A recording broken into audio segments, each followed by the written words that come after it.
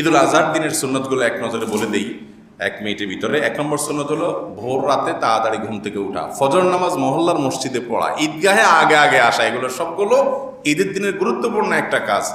এই তিনোটাতে আমরা দুর্বল আদায় করি। ঈদের দিন দেরিতে উঠি, অনেকে ফজর নামাজ মসজিদে পড়ি না, আর ঈদগাহে দেরিতে আসি। এর কোনোটাই উচিত না, এর উল্টাটা করতে হবে, অর্থাৎ তাড়াতাড়ি আসতে হবে, তাড়াতাড়ি ঘুম থেকে উঠতে হবে, ফজর জামাতের সাথে পড়তে হবে। নাম্বার 2, মেসওয়াক অন্যদিন তো করবেন, ঈদের দিন স্পেশালি মেসওয়াক করা সুন্নত। ব্রাশ আপনি করেন না করেন আপনার ব্রাশ, কিন্তু মেসওয়াকটা করবেন বিশেষভাবে। 3 নম্বর হলো ঈদের দিন গোসল করবেন সুন্দর করে ঈদগাহে আসার আগেটা ঈদের দিনের আমল।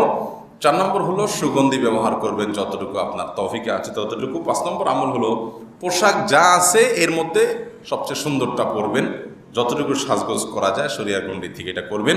6 নম্বর আমল হলো ঈদগাহে আসার সময় তাকবীর যেটা, এটা একটু জোরে পড়তে পড়তে আসবেন ঈদুল আজহার সময়।